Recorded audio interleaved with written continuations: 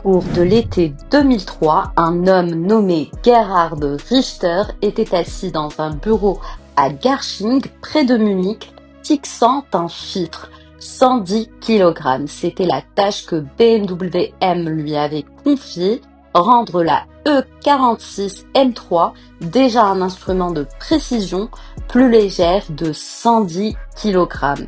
Non pas en ajoutant de plus de grands turbos, ni plus de cylindrées, mais en retirant des éléments. Chaque gramme devait être justifié, chaque vis remise en question. Le toit en carbone à lui seul économiserait 7 kg, les vitres plus minces, 3 autres kg, le câblage 1,5 kg. C'était un exercice d'obsession. Et puis vint la question: comment nommer une voiture qui est tout ce qu'un M3 devait être, mais en mieux? BMW connaissait déjà la réponse, 3 lettres qui résonnaient comme une promesse dans l'histoire de la marque: CSL, Coupé, Sport, Leichtbau, construction légère. En 1972, ce cycle était apparu pour la première fois sur une BMW sur la légendaire 3.0 CSL, également connu sous le nom de Batmobile, un modèle d'homologation de voitures de tourisme avec des tôles plus fines, des vitres en plexiglas et un aileron arrière qui semblait tout droit sorti d'un film de science-fiction. La 3.0 CSL avait remporté des courses, créé des légendes et établi une philosophie: le poids est l'ennemi, tout le reste est négociable. 31 ans plus tard, il était temps de faire revivre cette philosophie. Techniquement, la E46 M3 CSL était une évolution de la M3 standard, mais ceux qui le croyaient n'avaient pas compris l'enjeu. Le 6 cylindres en ligne de 3.2 litres, la S54, n'a pas été fondamentalement revu. Il a reçu de nouveaux arbres à cam, des soupapes d'admission plus grandes et un système d'échappement plus léger, fabriqué à partir de tubes d'acier plus minces. Le résultat: 360 chevaux au lieu de 343, 273 Nm au lieu de 265, marginal sur le papier, palpable dans la réalité car chaque cheval supplémentaire rencontrait 110 kg de moins. Mais la pièce maîtresse était ailleurs, quelque chose que l'on pouvait voir, entendre et sentir: la boîte à air en carbone. Une structure noire et sculpturale qui remplissait la moitié du compartiment moteur et donnait au moteur un bruit d'admission qui ferait pâlir d'envie même les pilotes de McLaren F1.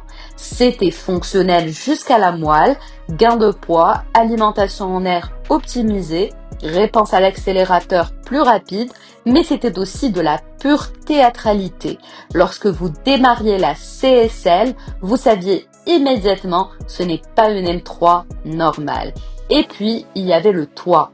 Un toit en carbone, le premier de ce type sur une BMW de série. Il avait l'air d'une déclaration, mais c'était de la physique. Le centre de gravité s'abaissait, l'inertie de masse était réduite, la voiture réagissait plus vite aux ordres de direction. À cela s'ajoutaient des vitres plus minces, des jantes allégées, des sièges baquets Recaro et une liste de choses que BMW n'avait pas installées. Pas de système hi-fi lourd, pas de réglage électrique des sièges, pas d'isolation phonique épaisse, climatisation et radio en option, retirée sur demande. Le résultat: 1385 kg à vide, 3,85 kg par cheval, un rapport poids-puissance que seuls les super sportives atteignaient à l'époque. Mais c'est là que commença le dilemme qui allait faire de la CSL un échec commercial et en même temps une légende. Lorsque la CSL fit ses débuts au Salon de l'Automobile de Genève au printemps 2003, la presse spécialisée fut enthousiaste. Les pilotes d'essai sur la Nordschleife ont enregistré un temps autour de 7 minutes et 50 secondes, 30 secondes plus rapide qu'une M3 standard et particulièrement savoureux, 4 secondes plus rapide qu'une Porsche 911 GT3. C'était une déclaration. BMW avait prouvé qu'elle pouvait non seulement construire des berlines de luxe, mais aussi des machines de course sans compromis pour la route. Pourtant, il y avait un problème, un problème avec 6 rapports et un embrayage électronique. BMW avait décidé de proposer la CSL exclusivement avec la boîte de vitesse SMG2, séquentiel manuel gearbox, pas de boîte manuelle classique, pas de troisième pédale. Au lieu de cela, un système à actionnement hydraulique qui était commandé via des palettes au volant ou le levier de vitesse comme une Formule 1. C'était plus rapide que n'importe quel pied humain. Elle avait le launch control. Elle pouvait changer de vitesse en millisecondes et elle était brutale. En ville, la SMG cahotait comme un robot de mauvaise humeur, l'embrayage s'enclenchait brusquement, les changements de vitesse étaient secs, quiconque voulait conduire la CSL en douceur en ville était déçu. La SMG avait été développée pour le circuit, pour les temps autour, pour la précision, pas pour le parking du supermarché. Les passionnés étaient divisés, certains comprenaient, la SMG faisait partie de la philosophie, elle était plus légère qu'une boîte manuelle, elle changeait plus vite, elle correspondait à l'idée d'un outil de piste sans compromis. D'autres disaient, BMW nous a construit la meilleure M3 de tous les temps et y a ensuite installé la mauvaise boîte de vitesse. Et puis, il y avait le prix. Au Royaume-Uni, la CSL coûtait 58 455 livres, près de 20 000 livres de plus qu'une M3 standard. En Allemagne, environ 85 000 euros. Pour de nombreux acheteurs potentiels, c'était trop cher. Oui, vous aviez du carbone. Oui, vous aviez la construction légère. Oui, vous aviez 17 chevaux de plus. Mais cela valait-il vraiment 50% de surcoût? À cela s'ajoutait la concurrence. La Porsche 911 GT3 coûtait un prix similaire avec un moteur boxer qui montait jusqu'à 9000 tours et une image de marque synonyme de purisme sur circuit. La Mercedes-Benz CLK 63 AMG Black Series offrait un V8 de 6 litres 2 avec une puissance brutale. Les deux voitures étaient plus bruyantes, plus voyantes, plus agressives. La CSL en revanche ressemblait à une M3 légèrement modifiée. Le design asymétrique de l'admission d'air à l'avant, le becquet arrière discret, les jantes BBS, tout criait à la discrétion. Pour certains, c'était de l'élégance, pour d'autres, c'était trop peu. BMW avait initialement prévu de produire 500 unités pour le marché britannique, mais les ventes étaient lentes. Les concessionnaires offraient des remises discrètes. Au final, seulement 422 exemplaires à conduite à droite ont été construits. En Allemagne, c'était similaire. Sur les 1383 exemplaires produits dans le monde, certains sont restés chez les concessionnaires pendant des mois. Le tragique, la CSL était objectivement brillante, le réglage du châssis était plus ferme, les amortisseurs plus durs, la direction plus directe, le différentiel M répartissait la puissance avec précision sur les roues arrière, les pneus Michelin Pilot Sport Cup, mi-pneus de route, mi-slick, offraient une telle adhérence que BMW faisait signer aux acheteurs une décharge de responsabilité. Ces pneus ne fonctionnent pas correctement par temps froid et humide. Conduire en hiver était dangereux, mais c'était exactement le problème.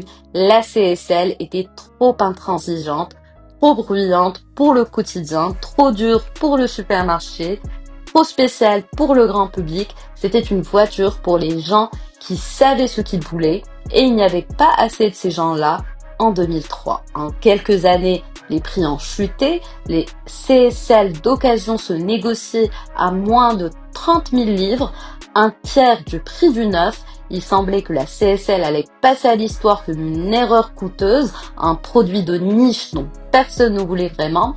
Mais alors, quelque chose d'inattendu s'est produit. Les années ont passé, l'industrie automobile a changé, les moteurs turbo ont remplacé les atmosphériques, Les boîtes à double embrayage sont devenues la norme, le poids a augmenté, 1600 kg sont devenus la norme, puis 1700, puis 1800. Les voitures sont devenues plus rapides, mais aussi plus lourdes, plus complexes et plus distantes. Le contact direct et non filtré entre le conducteur et la machine, ce que la CSL incarnait, est devenu rare. Et soudain, les gens se sont souvenus. Ils se sont souvenus du son de la boîte à air en carbone, de la sensation lorsque la SMG engageait le rapport supérieur à 8000 tours et que le moteur continuait à hurler.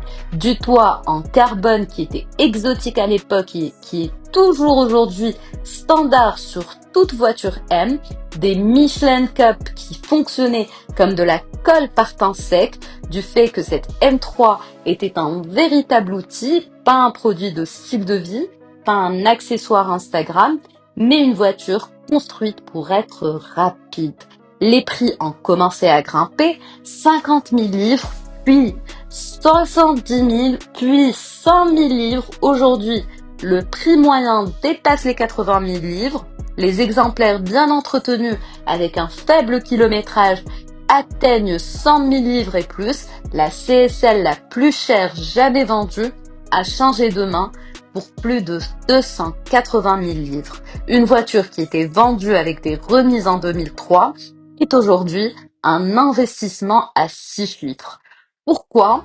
Parce que la CSL incarne quelque chose qui n'existe plus. C'est la dernière M3 à moteur atmosphérique, la dernière M3 où le poids était plus important que la technologie, la dernière M3 construite à une époque où le lightweight était encore une philosophie et non un simple terme marketing. Et oui, aussi la dernière M3 avec cette boîte de vitesse, la SMG, si controversée à l'époque et faisant aujourd'hui partie de la légende. Ironiquement, certains propriétaires ont fait convertir leur CSL en boîte manuelle. Des entreprises comme Everything M3s proposent des kits de conversion, environ 3000 livres, un week-end de travail et la CSL a une boîte manuelle à 6 vitesses. Cela économise 15 kg supplémentaires, cela redonne le contrôle que certains regrettaient, cela rend la CSL encore plus pure. Mais d'autres disent la SMG fait partie de la CSL, elle fait partie de son ADN, de son histoire, de ce qui la rendait si spéciale et si polarisante. Aujourd'hui, la E46 M3 CSL se rend aux côtés des très grands, non pas parce qu'elle était la M3 la plus rapide, elle ne l'est plus depuis longtemps, non pas parce qu'elle était la plus rare, il existe des M3 avec des volumes plus faibles, mais parce qu'elle a tenu une promesse que BMW avait faite à l'époque, c'est la M3 ultime, sans compromis, sans excuse. Elle était trop radicale pour son ton, trop spéciale pour le marché de masse, trop honnête pour une industrie qui commençait déjà à privilégier le confort à la pureté, et c'est précisément pourquoi elle est aujourd'hui ce qu'elle aurait toujours dû être, une légende. Une voiture qui n'a pas été construite pour être aimée, mais pour être conduite par des gens qui comprennent que 110 kg de moins signifie plus que 100 chevaux de plus, par des gens qui savent qu'une boîte à air en carbone n'est pas seulement de la technique mais une philosophie, par des gens qui sont prêts à accepter une boîte de vitesse qui broute parce qu'elle fait partie de l'histoire. La CSL n'est pas devenue une victime du marché, elle est une victime de son temps, elle est arrivée trop tôt et a coûté trop cher, a exigé trop, mais elle avait raison et l'histoire lui a donné raison.